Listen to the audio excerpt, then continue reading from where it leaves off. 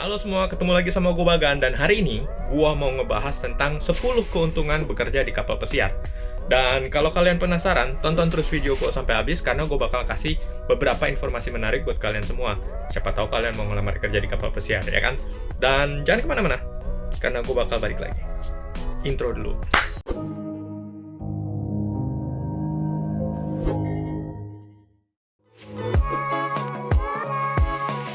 Yang pertama, keuntungannya itu adalah gaji, ya kan? Di kapal pesiar itu tergantung kapal mana dan perusahaan apa yang kalian lamar, gajinya itu mengikuti base si perusahaan ini. Contoh kayak perusahaan gua. Perusahaan gua ini base-nya di Amerika, jadi gaji yang gua terima itu adalah US dollar. Kenapa gaji US dollar itu menguntungkan? Karena begini, saat ini tuh dolar 15.500. Jadi gaji gua kalau gua kirim ke Indonesia itu bakalan jadi 15.500.000. Kalau 2 bulan atau 3 bulan lagi dolar jadi 17.000 atau 18.000, gaji kalian otomatis secara nggak langsung naik, ya kan? Dan itu adalah keuntungan gaji dolar. Apa ruginya? Ruginya itu kalau dolarnya turun gitu.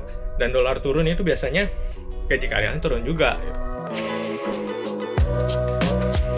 Kalian suka traveling ke luar negeri gitu, terus nggak mau ngeluarin duit banyak gitu kan. Ini adalah pekerjaan yang cocok buat kalian. Kenapa? Karena begini, kalau kalian dapat kontrak baru, itu biasanya kalian dikirim langsung ke negara tempat kalian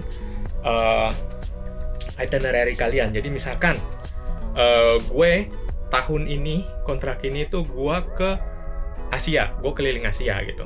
Tergantung rute kapalnya, kalian bakal ikut kapal pesiar itu jalan-jalan keliling dunia. Contohnya gue sendiri gitu.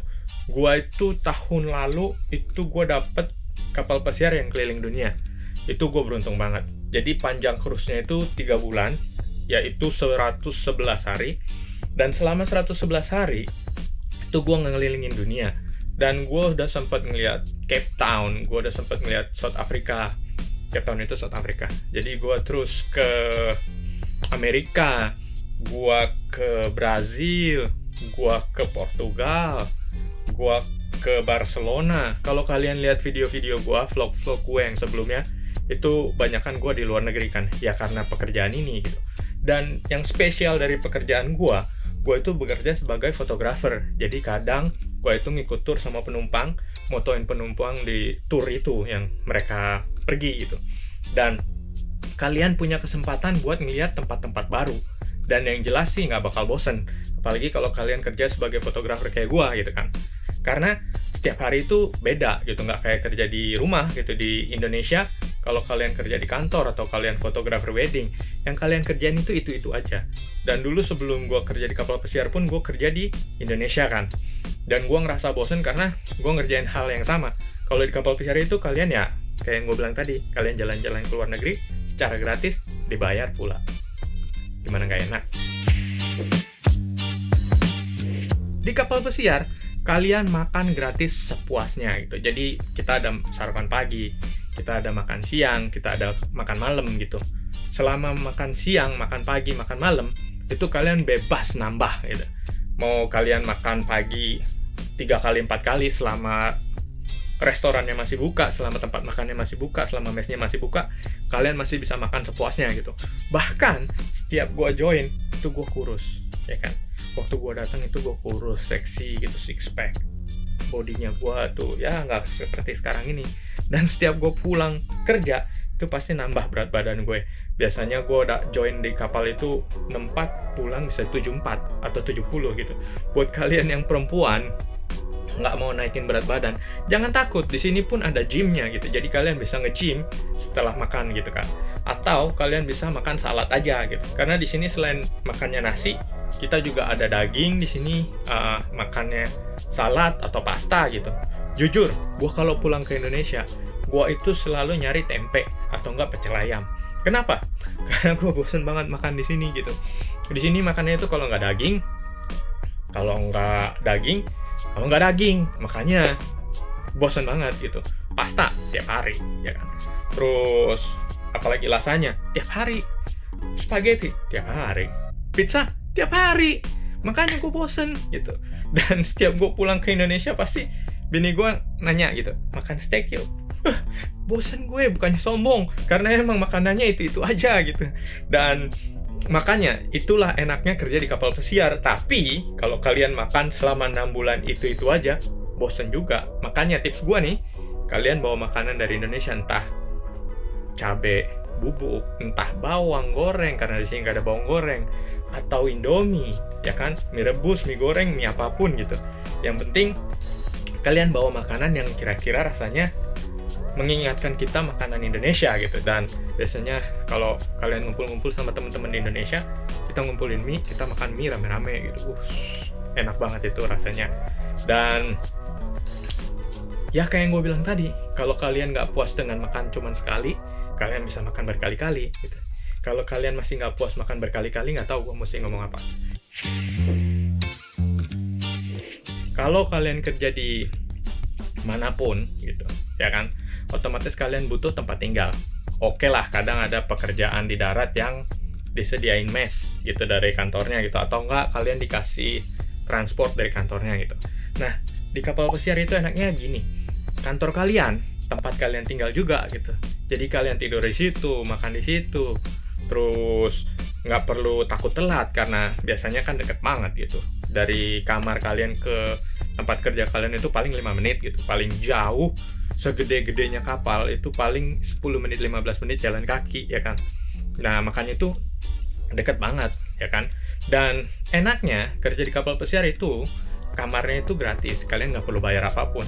Listrik gratis, air gratis. Cuman ya inget, jangan mandi ngabis-ngabisin air, karena air bersih di kapal pesiar itu agak susah juga gitu, karena mereka harus menyuling dulu gitu, ngambil dari laut, terus mereka jadiin ke air tawar gitu. Dan biasanya kaporitnya itu banyak banget yang dipakai di kapal pesiar, makanya kadang kalau kulit kalian kering-kering kayak gue, itu bakalan nambah kering, makanya jangan lupa beli pelembab juga gitu. Dan yang jelas, kamar itu kalian nggak perlu pusing mikirin gitu. Jadi kayak yang gue bilang tadi, gaji kalian itu misalkan 1.000, ya kan? Gaji kalian 1.000, ya kalian dapat full 1.000 gitu. Kalian nggak perlu ngeluarin buat makan, kalian nggak perlu ngeluarin buat tempat tinggal, kalian nggak perlu ngeluarin buat transport, ya kan? Begitulah enaknya di kapal pesiar gitu. Keuntungan kerja dibanding di darat, kalian nggak perlu mikirin tempat tinggal kalian. Dan biasanya kalian tempat tinggalnya itu dibagi sama 2 orang gitu. Dan kalau staff kayak gue, biasanya ada kulkas di kamar, dan AC-nya pun bisa di setel. Lantainya itu biasanya apa sih namanya, karpet, bukan ubin gitu. Jadi ya enak lah pokoknya gitu. Yang paling penting sih AC dan TV-nya. Kalau kayak di kapal gua ini, TV-nya TV kabel, jadi TV-nya itu on demand. Biasanya resolusinya lebih bagus lah gitu, gambarnya lebih bagus, dan channelnya lebih banyak biasanya. Dan sekarang ini kamar yang gue tinggalin ini adalah kamar penumpang. Di kamar ini adalah kamar mini suite, which is mahal banget kalau misalkan kalian mau cruising di kapal pesiar dengan kamar segede ini. Biasanya itu tarifnya 100 sampai $500 tergantung seasonnya gitu. Kalau kalian penasaran dengan video tentang kamar ini, gue ngupload, kalian bisa cek di playlist gue, atau nggak kalian bisa cek di video gue ngebahas tentang review kamar ini. Jadi kalau kalian penasaran, langsung cek aja. Jangan deh, tonton dulu videonya sampai habis baru kalian cek. Oke? Tadi kan gue ngebahas kan, kalian nggak perlu bayar air gitu kan, terus nggak perlu bayar listrik, dan kalau kalian mandi di kapal pesiar itu nggak perlu mikirin, aduh pagi banget ya, kayaknya bakalan dingin nih airnya gitu. Kalian nggak perlu mikirin itu, karena di kapal pesiar biasanya itu kamar mandinya itu shower, ya kan. Dan waktu kalian mandi, kalian bisa set dingin, kalian bisa set panas gitu. Cuman biasanya nggak mungkin kalian pakai air dingin gitu kan. Nggak tahu sih, mungkin kalian emang suka mandi pakai air dingin, tapi kalau gue pribadi, gue lebih suka mandi pakai air hangat. Udah capek kerja, terus kalian mandi pakai air hangat, itu asik banget. Terus kalau kalian kerja di luar gitu, panas banget ya kan, terus kalian keringetan dan pengen mandi air sejuk gitu, air yang dingin gitu, kalian bisa juga tinggal set airnya ke air dingin, mandi air dingin deh gitu. Kalian nggak perlu pusing mikirin air gitu, nggak perlu pusing mikirin bayar listrik karena kalian pakai heater gitu kan. Dan itulah keuntungannya. Keuntungan ke-6 ini adalah kontrak terus-menerus. Jadi kontrak kalian itu nggak pernah bisa putus gitu. Selama performa kalian kerja di kapal pesiar itu bagus, terus kalian nggak ada masalah di kapal pesiar, kontrak kalian bakalan dilanjut terus gitu. Selama kalian kerja di kapal pesiar, kalian itu setiap pulang ke Indonesia, kalian itu harus nge-report balik ke agensi tempat kalian ngelamar gitu. Kenapa penting banget nge-report gitu? Jadi gini, kerja di kapal pesiar itu sistemnya rotasi. Maksudnya sistemnya rotasi itu gini. Jadi sebelum kalian pulang ke Indonesia, itu bakalan ada orang yang ngegantiin posisi kalian di sini gitu. Kenapa gua harus nge-report? Karena mereka bakalan masukin nama gua ke rotasi lagi gitu. Jadi misalkan gue pulang hari ini, besok gue tuh ya maksimal itu 3 hari gue harus sudah nge-report ke agensi gue, biar nama gue bakalan dimasukin ke list lagi untuk kontrak berikutnya gitu. Kenapa ini gue masukin ke keuntungan? Karena begini, dengan kalian ketemu orang-orang yang bukan dari negara kalian sendiri, pertama, kalian bakal ngimprove bahasa Inggris kalian. Karena nggak mungkin kan kalian ngomong sama orang dengan beda kebangsaan pakai bahasa kalian sendiri gitu. Jujur, pertama kali gue datang ke kapal pesiar, bahasa Inggris gue itu jelek banget. Mungkin bisa dibilang bahasa gue, speak gue itu mungkin sekitar 3-4an lah itu dari 10. Dan saat gue join di kapal pesiar, gue kerja di kapal pesiar, gue mulai ngomong bahasa Inggris dengan teman sekerjaan gue, penumpang itu gue ngimprove bahasa Inggris gue jauh banget. Jadi 3 bulan pertama kali gue kerja di kapal pesiar, gue tuh under pressure banget. Jadi gue nekenin ke diri gue sendiri, gue mesti belajar bahasa Inggris dalam 3 bulan ini gitu. Dan nyatanya sampai sekarang gue masih kerja di kapal pesiar gitu. Meskipun gue sempat struggling belajar bahasa Inggris, tapi ya dengan berusaha, gue bisa jalanin semuanya dengan mudah.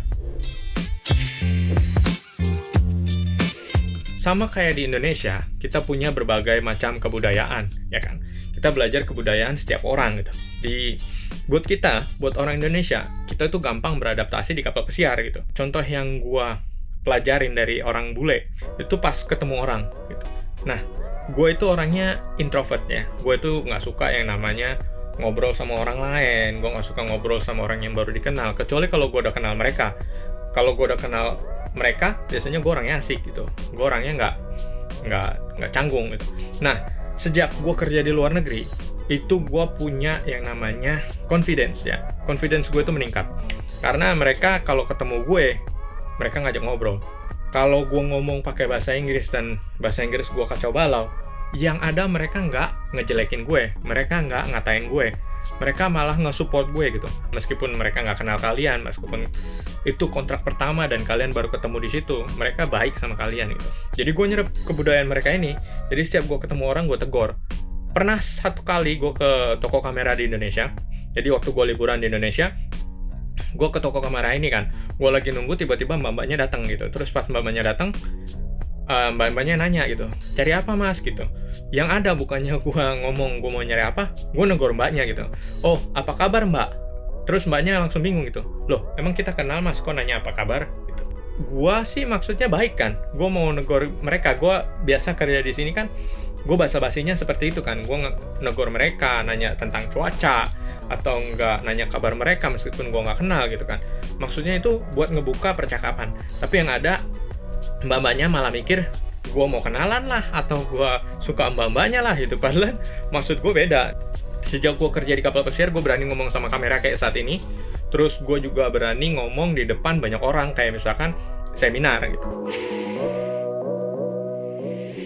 Ini adalah salah satu keuntungan kerja di kapal pesiar, yaitu punya pasangan dari luar negeri gitu kan. Dan kalau kalian jelek kayak gue, mau memperbaiki keturunan, untung istri gue cakep gitu, jadi ya gue sih nggak masalah. Tapi kalau kalian jelek, terus kalian mau nyari pasangan bule, nah kapal pesiar adalah tempatnya. Karena biasanya mereka nggak ngelihat tampang kalian. Yang mereka lihat itu adalah kepribadian kalian gitu. Gimana kalian gitu, kalian baik atau kalian jahat, atau kalian mungkin orangnya cool, asik diajak ngomong. Biasanya mereka lebih suka orang yang asik diajak ngomong gitu. Kalau di luar negeri itu nggak masalah kalian mau gimana dulunya, yang penting ke depannya. Yang penting masa depan kalian itu lebih baik daripada masa lalu kalian gitu. Jangan pernah ngulangin kesalahan yang pernah kalian lakuin sebelumnya. Itulah prinsip orang-orang bule. Itulah prinsip yang gue suka dari orang-orang bule gitu. Jadi mereka lebih ke kepribadian kalian, bukan tampang kalian, bukan uang kalian, materi bukan segalanya buat mereka. Meskipun ada juga yang namanya gold digger, bisa dibilang matre, itu banyak juga yang matre. Cuman sebagian besar, mayoritas orang di luar negeri itu nggak masalahin tampang, nggak masalahin uang. Yang penting kalian baik. Gitu. Akhirnya kita sampai di penghujung video juga. Tapi sebelum gue lanjut, gue minta tolong ke kalian semua buat subscribe channel gue dan pencet tombol loncengnya. Jadi kalau gue ngupload, kalian tahu gitu. Karena gue sempat ngeliat analytics bahwa yang nonton video gue banyak kan orang yang nggak nge-subscribe gitu. Makanya gue minta tolong banget sama kalian, subscribe atau enggak kalian tonton videonya terus share ke teman-teman kalian, biar yang lain juga tahu gue punya video kayak gini, gue punya channel kayak gini gitu. Dan kalau kalian punya pertanyaan buat gue, tulis komen di bawah gitu. Oke, lanjut ke tips terakhir atau keuntungan terakhir, yaitu adalah transportasi ditanggung sama perusahaan. Perusahaan tempat gue kerja ini, tiket pesawat itu dibayarin, hotel itu dibayarin, dan peralatan kerja kalian itu dibayarin. Contoh, gue kan fotografer di sini, ya kan? Dan gue itu butuh kamera, gue butuh lensa, gue butuh flash, gue butuh alat studio gitu. Dan perusahaan gue ini udah nanggung semuanya. Jadi gue cuman bawa diri gue doang ke kapal pesiar. Nah, mereka semua udah nanggung gitu. Mereka udah ngasih gue kamera, kalau gue udah di-join di sini gitu, mereka ngasih kamar. Pokoknya semua transport gue dibayarin sama perusahaan. Tiket pesawat, mau semahal apapun tiket pesawat, kalian bakalan dibayarin berangkat dan pulang gitu. Kecuali kalau kalian dipecat, kalau kalian mengundurkan diri gitu, biasanya kalian tiket pesawat bayar sendiri gitu. Dan biasanya mahal gitu. Kayak contohnya, waktu gue terbang dari Indonesia ke Civitavecchia atau Roma, itu tiket pesawat gue itu sekitar $1.700, which is sekitar 20 jutaan. Dan itu dibayarin sama perusahaan. Nggak peduli seberapa mahal tiket pesawatnya, kalian pasti dibayarin. Terus, hotel. Kenapa hotel dibayarin gitu? Dan kenapa kalian butuh hotel? Kalau misalkan kalian join tanggal 1, jadi sehari sebelum kalian join, kalian udah sampai di negara itu. Waktu gua nunggu, gua disewain hotel. Dan hotel yang disewain biasanya itu hotel bintang 5 gitu. Dan sepertinya seperti itu. Ya, sepertinya segitu dulu video gua, karena gua rasa ini videonya udah panjang banget gitu. Dan kalau kalian penasaran dengan video-video gua yang lain, kalian bisa cek di playlist gue, kalian bisa ngeklik salah satu videonya. Dengan begitu kalian bisa bantu gue juga gitu. Dan share juga, jadi teman-teman kalian bisa tahu. Oke, sepertinya ini waktu makan siang gue. Dan gue Bagan, gue undur diri. Ketemu lagi di video berikutnya. Bye-bye. Aduh. Kelar juga.